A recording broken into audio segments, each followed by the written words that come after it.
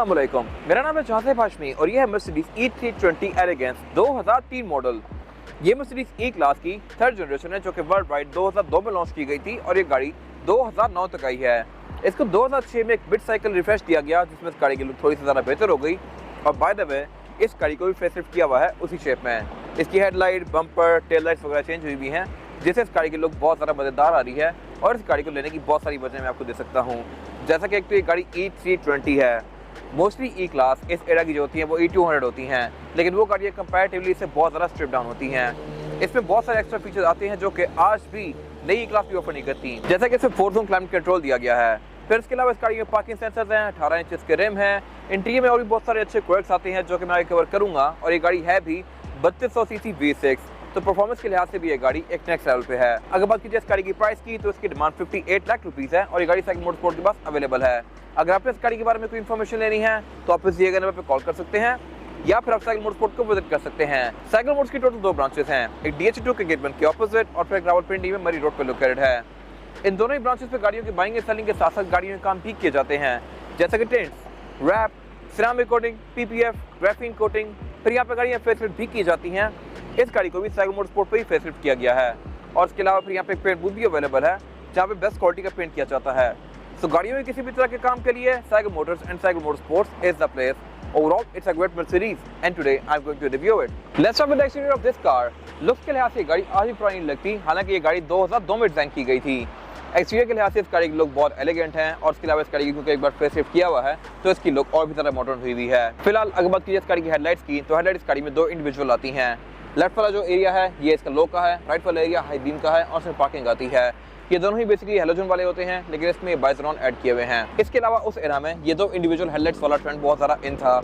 Even इसके बाद जो नेक्स्ट जनरेशन आई थी, इसकी 4th जनरेशन, उसमें भी हेडलाइट्स 2 इंडिविजुअल थी जिसकी डायमंड शेप वाली लाइट्स होती थी।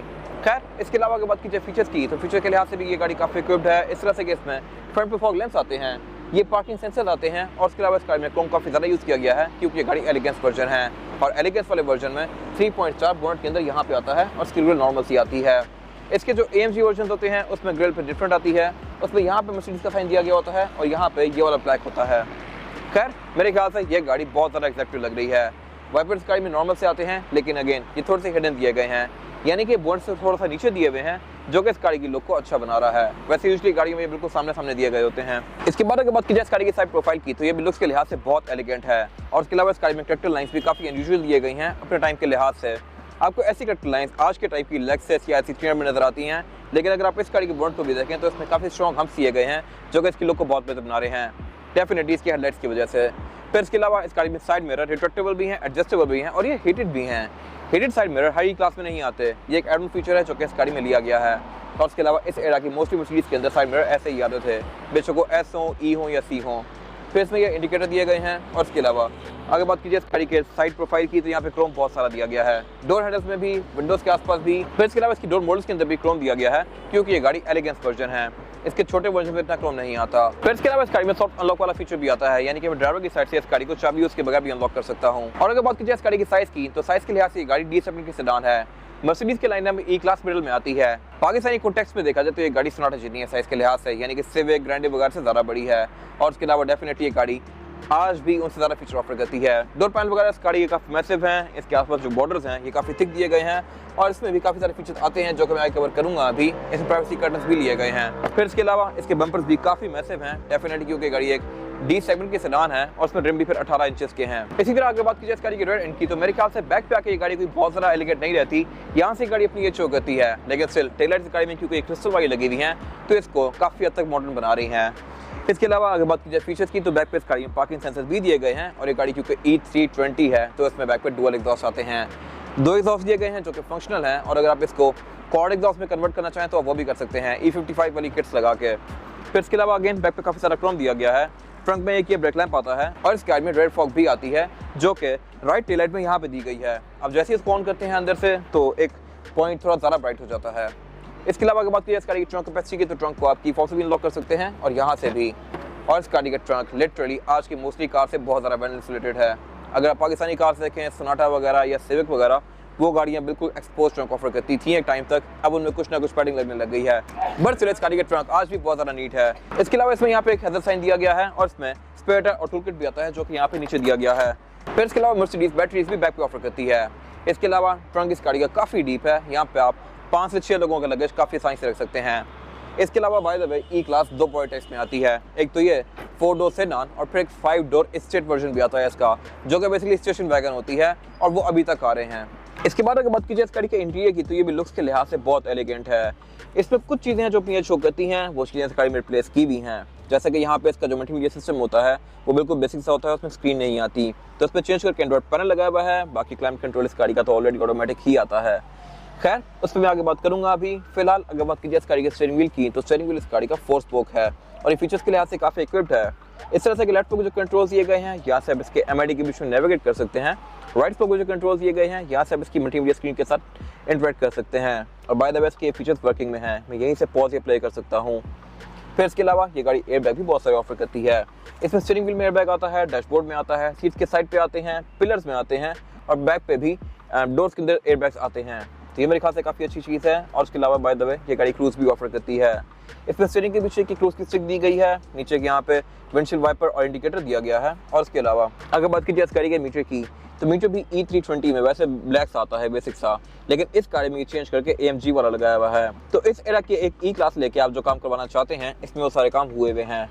इसका मीटर काफ़ी मज़ेदार है लुक्स के लिहाज से, ये सिल्वर सा है। और उसके अलावा इसके सेंटर में फिर इसका स्पीडोमीटर दिया गया है और इसका स्पीडोमीटर माइल्स पर आवर में है।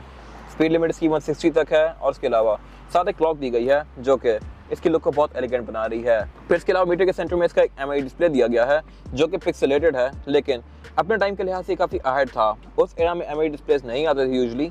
और उसके अलावा अगर टोयोटा देखी जाए तो टोयोटा प्राडो 2012 तक ऐसा ही MID ऑफर करती थी जो कि पिक्सेलेटेड था। और अगर ग्रैंडी देखी जाए तो वो 2017 तक ऐसा ही पिक्सेलेटेड MID ऑफर करती थी, जबकि इस गाड़ी में 2003 में ही आ गया था।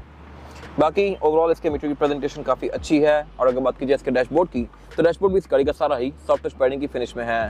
फिर ये गाड़ी स्पीकर भी बहुत सारे ऑफर करती है। डैशबोर्ड के सेंटर में एक ये सबवूफर दिया गया है और इसमें फिर डैशबोर्ड के सबसे एंड पे एक छोटी सी लाइन दी गई है। ये लाइन बेसिकली इसकी पार्किंग सेंसर्स का इंडिकेटर है, आगे कितना डिस्टेंस है ये आपको इंडिकेट करेगी। फिर इसके अलावा अगर हम नीचे आते हैं तो यहाँ पे 4 इवेंट्स दिए गए हैं, इन चारों को आप ओपन क्लोज कर सकते हैं। और उसके अलावा फिर नीचे क्लाइमेट कंट्रोल दिया गया है। क्लाइमेट कंट्रोल ये गाड़ी 4 जोन ऑफर करती है। यूजुअली गाड़ियों में डुअल जोन आते हैं, फिर अगर आप ऊपर चले जाएं तो 3 जोन हो जाता है। हमारे पास एक डिज़ाइनो खड़ी हुई है 2021 मॉडल, उसमें भी क्लाइमेट कंट्रोल 3 जोन है, जबकि इस गाड़ी में 2030 में 4 जोन दिया गया था। और उसके रेयर पिलर्स में भी एयर वेंट्स हैं जो कि मैं आगे कवर करूँगा अभी।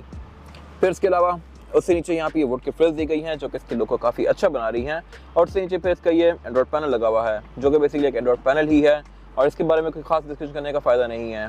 इसमें ब्लूटूथ, ऑक्स, नेविगेशन, इस तरह की सारी चीज़ें आती हैं।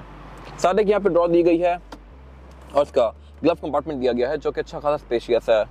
फिर उससे नीचे यहाँ पे कुछ और बटन दिए गए हैं और कुछ यहाँ ब्लैंक स्विचेस हैं। इससे ऊपरी वर्जन आते हैं तो उनमें यहाँ पे फीचर्स आते होंगे, बट इस गाड़ी में फीचर्स नहीं लिए गए तो ये ब्लैंक ही हैं। यहाँ से आप इस गाड़ी के रेयर सनशेड को रेज या लोअर कर सकते हैं। इस पर रेयर सनशेड भी इलेक्ट्रॉनिक आता है। और उसके अलावा फिर इसके आप हेडरेस्ट को भी यहीं से ड्रॉप कर सकते हैं लाइक दिस। फिर सेंटर में एक ऐसा लाइट बटन दिया गया है जो के साथ ब्लिंक करता है। उससे नीचे ये सिग्नल लाइट और एस्ट्रे दी गई है और उससे पीछे इसका गैस सिलेक्टर दिया गया है। और बाय द वे इसके गैस सिलेक्टर के बीच में बजिंग दी गई होती है कि ये गाड़ी कौन सी ट्रिम है, इसमें एलिगेंस लिखा हुआ है। फिर उसके अलावा इसमें जो गेयर सिलेक्शन है वो है P, R, N, D और D में करके आप इस गाड़ी को मैनुअली भी चला सकते हैं। और साथ यहाँ पे इसके ड्राइविंग मोड्स दिए गए हैं जो कि है वेट और स्नो। उससे पीछे फिर इसका ये पार्किंग सेंसर का स्विच दिया गया है, आप इसको यहाँ से ऑन ऑफ कर सकते हैं। उससे पीछे फिर यहाँ पे कप होल्डर दिया गया है और उससे पीछे इसका सेंटर कंसोल दिया गया है। सेंटर कंसोल भी इस गाड़ी में अच्छा खासा स्पेशियस है और इसके अंदर एल्केंटारा दिया गया है। फिर इसके सीट पीस गाड़ी की सारी ही लेदर की फिनिश में है और ये परफोरेटेड हैं, यानी कि इसमें पंच होल्स दिए गए हैं जो कि आपको स्वेटिंग होने से काफ़ी हद तक बचाता है। फिर इसके अलावा अगर बात कीजिए सीट्स की, तो ये सीट इलेक्ट्रॉनिकली एडजस्टेबल है बोथ ड्राइवर और पैसेंजर की। और इसमें 3 मेमोरी सेटिंग्स भी दी गई हैं दोनों ड्राइवर और पैसेंजर के लिए। ये चीज़ें आज की E क्लास में भी स्टैंडर्ड नहीं आती, एड ऑन फीचर्स हैं, बट इस गाड़ी में ये लिए गए हैं। इधर भी 3 मेमोरी फंक्शन दिए गए हैं और लेफ्ट साइड पे भी। फिर इसके अलावा इस गाड़ी के साइड मिरर भी रिट्रैक्टेबल हैं, यानी कि आप इनको गाड़ी के अंदर बैठ के फोल्ड और अनफोल्ड कर सकते हैं लाइक दिस। और इसके अलावा इसकी विंडोज़ भी पावर्ड आती हैं चारों ही। इसकी चारों विंडोज़ को आप सिंगल टैप से फुली रोल डाउन या रोल अप कर सकते हैं लाइक दिस। और इसके अलावा इसके डोर के अंदर भी वुड की ट्रिम्स कंटिन्यू करती हैं जो कि इसके लुक को काफ़ी अच्छा बना रही हैं। हेडलाइट के कंट्रोल यहाँ पर राइट पे दिए गए हैं और इसकी फॉग लैंप को ऑन करने के लिए आप इसको जस्ट पीछे की तरफ खींचेंगे तो पहले स्टेप पे इसकी फ्रंट फॉग लैंप ऑन होंगी और सेकंड स्टेप पे इसकी रेयर फॉग लैंप भी ऑन हो जाएंगी। इसी तरह ये गाड़ी क्योंकि E320 है तो इसमें कुछ चीजें एक्स्ट्रा आती हैं। अगर आप इसका पार्किंग ऑन करते हैं तो आप देख सकते हैं कि सेंटर में भी और बैक पे भी एक केबिन लाइट ऑन हो गई है, जो कि बड़ी लाइट सी एक लाइट है जो कि इसके केबिन की प्रेजेंटेशन को अच्छा बनाती है। इसके अलावा अगर बात की जाए सनशेड की तो इस गाड़ी में 2 आते हैं। एक तो मैं इस तरह नीचे कर सकता हूँ, लेकिन अगर मैं राइट से भी धूप आ रही है तो मैं इसको एक्सटेंड करके एक और सनशेड भी ओपन कर सकता हूँ। तो ये मेरे ख्याल से एक अच्छी चीज़ है। फिर में लाइट्स भी आती हैं जो कि आप ऑन कर सकते हैं और इसके अलावा ये स्पेसिफिक कार हार्ड टॉप है, यानी कि इसमें सनरूफ या पैनोरामिक रूफ नहीं ली गई। कुछ गाड़ियाँ सनरूफ ऑफर करती हैं, कुछ गाड़ियाँ पैनोरामिक रूफ, तो it totally depends on the feature you take. इसके अलावा फिर यहाँ पे इसकी कैम लाइट्स दी गई हैं जो कि हैलोजन वाली ही हैं और इस गाड़ी में रेड व्यू मिरर भी ऑटो डिमिंग वाला है। ये अगर मेरे ख्याल से एक बड़ी मजे की चीज़ है और अपने टाइम से बहुत अहेड है। इसके अलावा यहाँ पे कुछ खास है नहीं। इसके बाद अगर बात की जाए इस गाड़ी में रेयर पैसेंजर्स के लिए सीटिंग कैपेसिटी की तो ये भी बैक पे अच्छी खासी स्पेशियस है। मेरे पास यहाँ पे लेग रूम का बिल्कुल भी कोई इशू नहीं है। प्लस इसकी फ्रंट सीट्स की बैक भी थोड़ी सी स्कूप्ड इन है। यहाँ पे ये प्रॉपर राउंड दिए गए हैं जहाँ पे आपकी टांग एडजस्ट कर सकती हैं। लेकिन बैक पे अगर बात कीजिए कैपेसिटी की तो यहाँ पे 2 लोग एडजस्ट हो सकते हैं आसानी से। थर्ड पर्सन बिठाना चाहे तो बिठा सकते हैं, लेकिन वो ज़्यादा कंफर्टेबल नहीं होगा क्योंकि एक तो इसकी सीट सेंटर से रेस है और उसके अलावा फिर इसके सेंटर में काफ़ी बड़ा हम भी आता है, तो थर्ड पर्सन के पावर रखने में थोड़ा सा इशू होगा। लेकिन नॉनदलेस यहाँ पे 3 लोग एडजस्ट किए जा सकते हैं। और अगर बात की जाए फीचर्स की तो फीचर्स के लिहाज से ये गाड़ी बैक पे बहुत सारा इक्विप्ड है। इस तरह से कि इसमें रेयर पैसेंजर्स के लिए एयरवेंट्स तो दिए गए हैं, फिर से पिलर में भी एयरवेंट्स आते हैं। फिर रेयर पैसेंजर्स के लिए 2 इंडिविजुअल क्लाइमेट कंट्रोल की जोन्स दी गई हैं। मैं क्लाइमेट को अपनी मर्जी के लिहाज से रेज या लोअर कर सकता हूं और बाय द वे ये पहली कार है जिसमें टेम्परेचर मैंने 12 डिग्री सेंटीग्रेड तक जाता हुआ देखा है। यूजुअली कार्स 18 से नीचे नहीं जाती या 16 से नीचे नहीं जाती, लेकिन ये गाड़ी 12 तक जाती है। बाकी बैक पे इसमें पाउंड भी एयरवेंट्स आते हैं। सेंटर में ये एक सिग्नल लाइटर और एस्ट्रे दी गई है और इस गाड़ी में by the way smoker package भी लिया गया है, यानी कि इसके दोनों डोर्स में ये एस्ट्रे दी गई हैं जिनको मैं इस तरह से ओपन या क्लोज कर सकता हूँ लाइक दिस। फिर इसके अलावा ये गाड़ी प्राइवेसी कर्टन भी ऑफर करती है, तो यहाँ पे प्राइवेसी कर्टन है जिसको मैं इस तरह से रेज या लोअर कर सकता हूँ अपनी मर्जी के लिहाज से। फिर इसके अलावा एक सेंटर में सेंटर कंसोल आता है जिसको निकाल के मैं एज एन आर्मरेस्ट यूज़ कर सकता हूँ। इसमें एक ड्रॉर भी आती है जिसको मैं इस तरह से खोलूँगा और फिर इसमें कप होल्डर भी आती हैं जो कि मैं यहाँ से निकाल सकता हूँ। तो इतनी पुरानी कार के लिहाज से मेरे ख्याल से ये बहुत ज़बरदस्त फीचर्स हैं। फिर इसके अलावा सेंटर में एक केबिन लाइट्स दी गई हैं। बैक पे ऊपर एक की आपको लाइन नजर आ रही होगी ब्लैक कलर की, ये बेसिकली इसके पार्किंग सेंसर्स का इंडिकेटर है और इसके रेयर हेडरेस्ट को भी मैं फ्रंट से ड्रॉप कर सकता हूँ। और इसकी वजह यह है कि अगर आप फ्रंट से बैठ के गाड़ी रिवर्स कर रहे हैं तो आपको बैक पे ये व्यू में हर्डल बनेंगे, तो आप इसको फ्रंट से ही ड्रॉप कर सकते हैं, लेकिन रेस आप इनको हाथ से ही करेंगे। फिर इसके अलावा इसके रेयर डोर्स में एयर बैग्स आते हैं और इसके अलावा यहाँ पे कुछ खास है नहीं। इसके बाद अगर बात कीजिए इस गाड़ी के इंजन की तो इस बॉडी साइज में बहुत सारे इंजन ऑफर हुए थे। 1800 सीसी, 2000, 2500, 3000, 3200, 4000, 5500 और 6300 सीसी भी। ये स्पेसिफिक कार V6 है, यानी कि 3200 सीसी, जो कि ई क्लास के इंजन लाइनअप में मिडल में आती है। इसमें फिर पेट्रोल वर्जन भी थे, डीजल वर्जन भी थे। ये गाड़ी 3200 सीसी V6 पेट्रोल इंजन के साथ है और ये गाड़ी 224 हॉर्स पावर प्रोड्यूस करती है, जो कि बहुत सफिशिएंट है बॉडी साइज के लिहाज से। ये गाड़ी अच्छी खासी पावरफुल है। आजकल जो नई मर्सिडीज आ रही हैं E180 वगैरह, वो गाड़ियाँ सिर्फ 1500 या 1600 होती हैं, जबकि ये गाड़ी उनसे बहुत ज़्यादा तेज़ है और इसके अलावा ये गाड़ी आपको एवरेज भी ठीक देती है। विद सिटी ये गाड़ी आपको आराम से 9 से 10 तक की एवरेज दे सकती है डिपेंडिंग अपॉन ड्राइविंग पैटर्न, और अगर आप इसको लॉन्ग पे लेके जाएँ तो ये गाड़ी 14 से 15 भी चली जाती है, जो कि मेरे ख्याल से इस इंजन साइज़ के लिहाज से एक बहुत अच्छी एवरेज है। फिर ये इंजन क्योंकि V6 है तो इसकी एक अपनी प्रॉपर फील है और उसके अलावा ये गाड़ी फीचर भी डिसेंट ऑफर करती है, जैसा कि इसमें ABS लिया गया है, ट्रैक्शन कंट्रोल आता है, इसमें ड्राइविंग मोड्स आते हैं और फिर इसके अलावा इस गाड़ी का बोनट भी हाइड्रोलिक से ओपन होता है। इसके अंदर इंसुलेशन भी दी गई है और ये गाड़ी काफ़ी वेल कैप्ड है। इसका इंजन बे भी अभी तक फुली इंटैक्ट है, इसमें कोई चीज़ें टूट नहीं रही, फट नहीं रही, तो मेरे ख्याल से ये एक अच्छी चीज़ है। इसके अलावा ट्रांसमिशन इस गाड़ी में 5 स्पीड ऑटोमेटिक है। जब इसको फेसलिफ्ट किया गया था तो ये 7 स्पीड हो गई थी, लेकिन स्टिल ये भी एक अच्छी ट्रांसमिशन है और कोई इशूज़ नहीं करती।